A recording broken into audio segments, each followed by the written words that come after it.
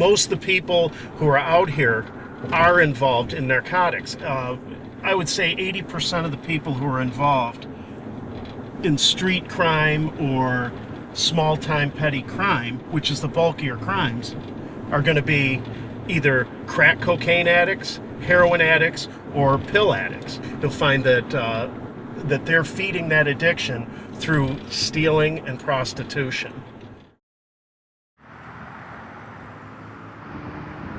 Back here was like our house. This was where we all gathered. As you can tell, there's some very well-walked paths back here. I have bags of clothes out here somewhere, and I'm sure it's still here. My name is Renee Blaze. I grew up in a small town called Erie, Michigan. Dropped out of high school at 16. I ended up running away with a friend from school. I think we were freshmen or sophomores in high school. And we hitchhiked, this time from Erie, Michigan to Columbus, Ohio. And the next day we were hitchhiking back on the freeway and was arrested. Because we were both minors, they called our parents to come get us, and my dad refused to come get me.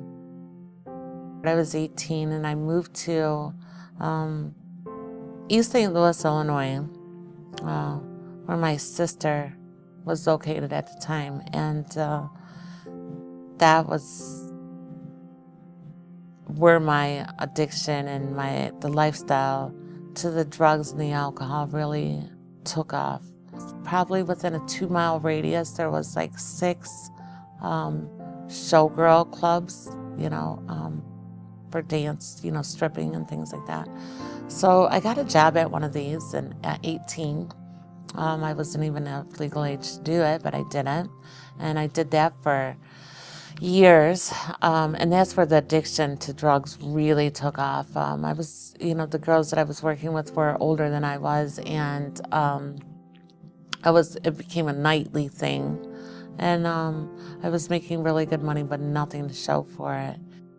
After I got fired from the club that I danced in the longest, I moved into what they call a shooting gallery.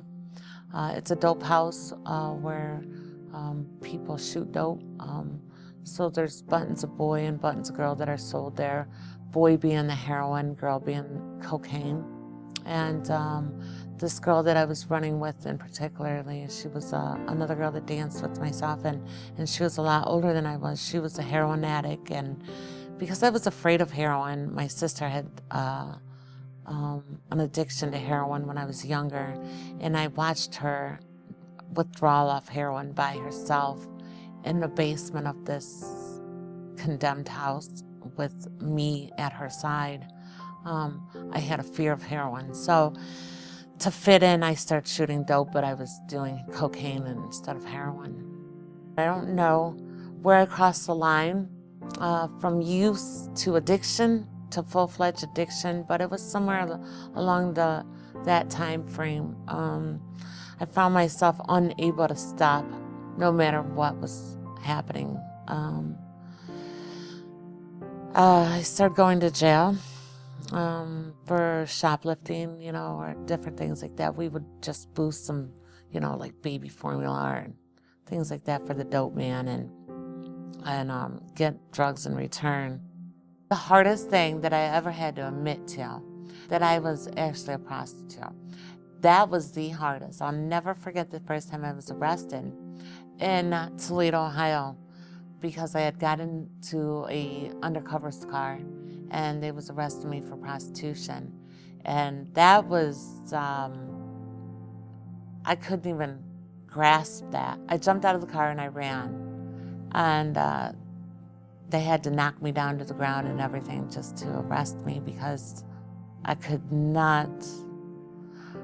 grasp it mentally or emotionally that I've went to the lowest possible thing that a woman could do to receive drugs. I just could not swallow that one. I put up this hardness and just like it didn't bother me and things like that. And so then after I got out of jail at that time, I just really did start walking the streets and became, I guess, okay with it. Never was I okay with it though. Never was I okay within my spirit with what I was doing. I despised the Johns that picked me up. I couldn't stand what I was doing. So I started prostituting here. I was here for a number of years, probably I came here in 2001, 2002. Things was getting pretty bad. I started going to jail probably within the first, 3 years. I didn't go to jail right away. It took some time before they actually ever charged me with anything, but I started getting charged with drug paraphernalia, driving under suspension, open intox, things like that. So I became kind of a frequent flyer in the Washington County Jail for misdemeanor charges. I spoke a little bit about putting myself into treatment in 2005, just because of the pain and the way of living. There was some people that had touched me while I was incarcerated here a couple of times. There's a CO by the name of Prophet that worked the female side. She's female herself, quite a bit, and she never looked down on me as though I was anything less than a human being. She would joke around and, treat each one of us as though we were individuals instead of an inmate or a caged animal or so. There was another CO by the name of Carla Briggs that would come down. She worked the male side a lot, but there was a couple of times that she worked the females block. And she would come down and share this inspirational message, treating me like I was a person, even when I wasn't treating myself as I was one. Kind of ignited this small flame inside that I really wanted to be a person. After my mom passed away, I went to jail for a prostitution charge. And in the jail, part of the protocol of being booked in is a brief screen to see if you qualify or are in need of psychiatric services. And one of the questions on the screen is, have you suffered a significant loss in the last 6 months? And I was so angry when they asked me that question, because how dare them ask me that? And I answered very sarcastically, does my mom count? And they said yes. And so I was set up to see a psychiatrist in the jail. I was released because of overcrowding issues before I was actually able to see the psychiatrist. But they had these very cool packets that they handed out with the sticker on the top that said upon release. So these were the upon release packets that J-Port had put together. So, and that's, J-Port is the Justice Project Outreach Team, part of Community Mental Health. And so they handed me one of those packets, and inside was, if you're released before you see the doctor, please call this number and we'll make you an appointment to see the doctor. I didn't trust my own thinking. I know left to my own devices, I would catch the bus right out front and I would go back to Ypsilanti, back to Michigan Ave, and do the same thing that I had been doing. Finally got into treatment, went to treatment, graduated treatment, went into transitional housing with the help of Port because I couldn't find employment. So I had no income. Port helped finance my transitional housing for the first month. And I was able to land a job at this bakery warehouse just for the Christmas season. I was absolutely thrilled with this job that was going to last 10 days, and I showed up every day and did my work and got a paycheck, and the job was over. It just so happened that the front office assistant that worked at Port was going on vacation for 2 weeks, and they needed somebody to fill his place, just to sit at the front desk, greet people as they come in, and kind of answer the phones. Just really basic office skill job, And so, by the recommendation of my case manager and my psychiatrist, the administrative director of the program asked me if I would like to fill that position. And I was so beside myself. I could not believe they picked me. And so I accepted the job, and I did it. And I seen people like myself coming in, people that were under the influence of drugs and alcohol and have lived a number of years that way. They were in a great deal of pain, wanted out but couldn't get out, and I understand that. And so I started making phone calls with them in the front office while I was working the front desk to detox and different treatment centers, and I started being able to help them to kind of get into the front door of recovery, and it was an amazing feeling for me.